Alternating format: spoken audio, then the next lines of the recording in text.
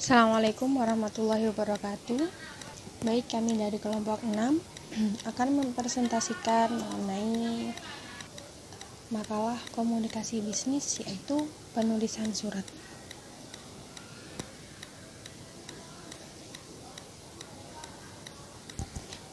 Di sini kami dari kelompok 6 yang terdiri dari saya Sofiatur Rahmatul 5, teman saya Elsa Rima, dan Dita Caturani. Baik, mari kita langsung mulai saja. Latar belakang surat. Surat adalah sebuah alat atau media komunikasi yang berupa tulisan yang berisi informasi, pesan, pernyataan, atau tanggapan sesuai keinginan penulis surat. Surat merupakan sarana komunikasi tertulis.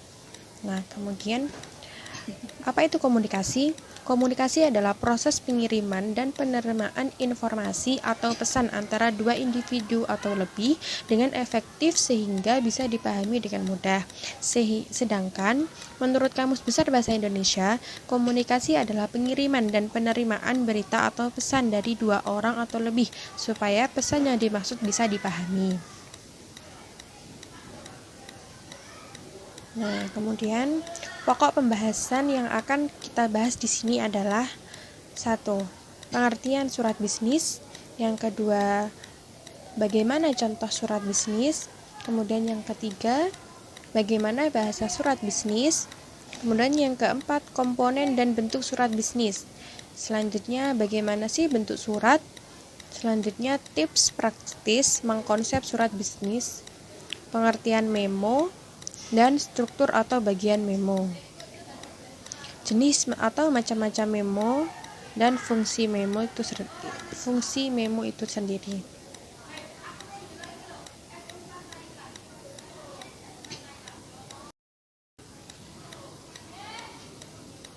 Pengertian surat bisnis. Surat digunakan oleh seseorang sebagai sarana penyampaian pesan tertulis untuk berbagai kepentingan, baik pribadi, kedinasan, maupun bisnis dari seseorang kepada orang lain ataupun pihak lain. Surat dapat didefinisikan sebagai surat sarana komunikasi yang digunakan untuk menyampaikan informasi tertulis oleh suatu pihak ke pihak lain, bersifat umum dan berlaku untuk berbagai keperluan atau kepentingan, tergantung kepada maksud dan tujuan masing-masing pengirim surat.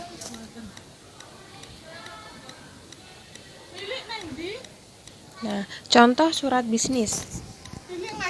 Berikut ini adalah beberapa contoh surat bisnis yang lazim kita jumpai dalam kehidupan sehari-hari, seperti surat pemesan, surat konfirmasi, surat pengaduan atau klaim, surat permintaan informasi, surat ucapan selamat, surat pemberitahuan pindah alamat, surat penagihan, surat peringatan, dan surat perjanjian.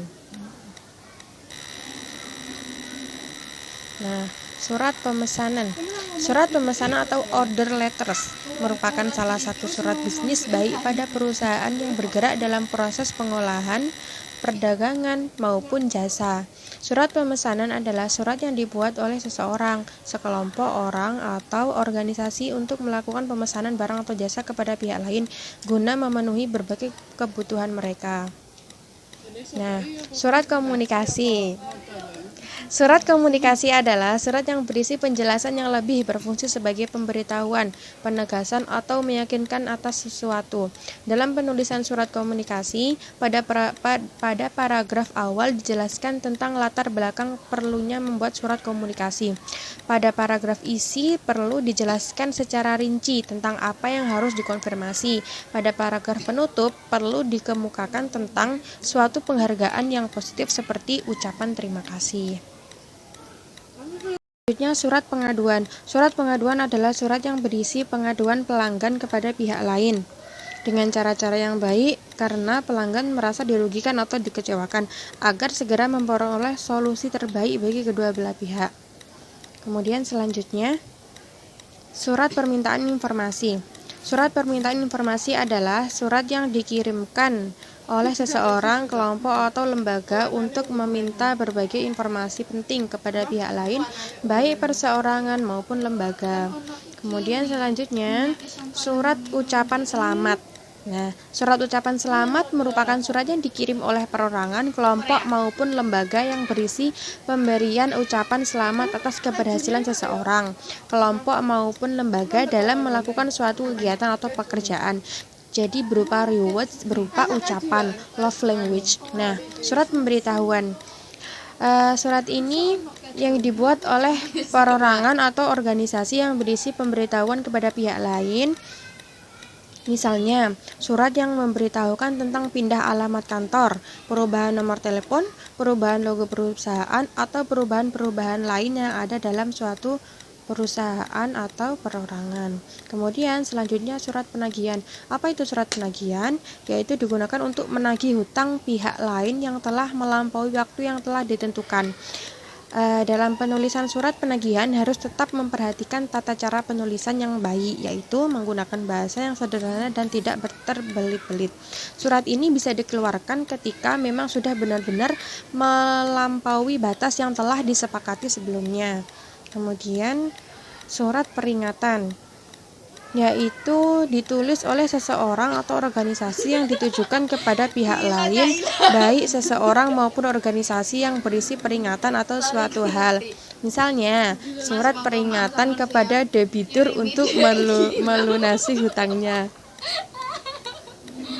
Surat perintah kerja.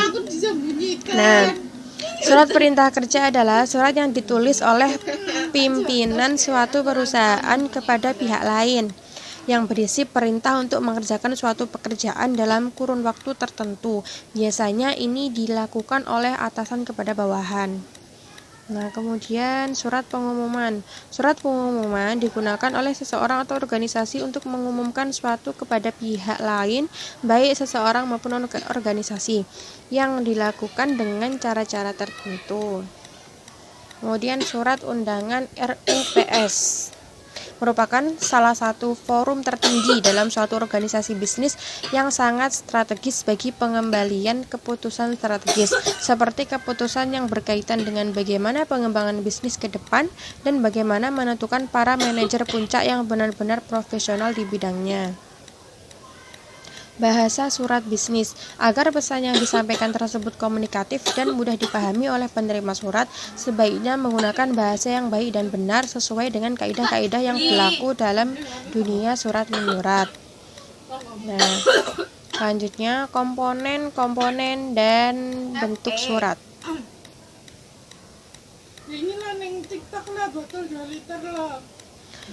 Kepala seperti yaitu kepala surat atau kop surat, tempat dan tanggal surat, nomor, lampiran, halaman surat, nama dan alamat surat, salam pembuka, tembusan, isi surat, salam penutup, dan nama jelas pengirim, alamat jabatan, dan inisial.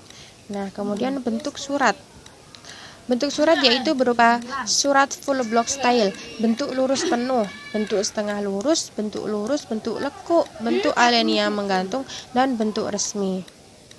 Kemudian tips praktis mengkonsep surat bisnis. Selalu menggunakan kertas resmi yang berkop instansi. Selalu mencatat nomor surat yang keluar sehingga memudahkan kita dalam membuat surat dinas selanjutnya. Apabila surat dinas menggunakan lampiran, pastikan bahwa kita juga mempunyai arsip lampiran tersebut. Pastikan bahwa isi surat dinas tersebut memang sudah benar dan detail. Kemudian untuk lampiran surat, pastikan pejabat yang berwenang telah membubuhkan paragraf pada setiap judul lampiran. Selanjutnya, tulis dengan jelas nama penerima surat termasuk titel, jabatan, dan alamatnya. Gunakan amplop resmi instansi. Kemudian apabila surat dikirim dengan kurir instansi, pastikan bahwa surat akan sampai kepada penerima tepat waktu, sehingga informasi yang ada dalam surat dinas tersebut bermanfaat. Kemudian terakhir, bila surat dinas dikirim melalui pos, pastikan membutuhkan prangko atau stempel porto telah dibayar sehingga tidak harus bekerja dua kali bila surat dinas yang kita buat dikembalikan kepada kita lagi oleh pihak kantor pos. Kemudian pengertian memo. Apa sih memo itu? Memo yaitu tulisan singkat, jelas, dan padat, tentunya mudah dipahami yang ditujukan kepada seseorang, bersifat informal. Biasanya penulisannya tidak lebih dari 10 baris.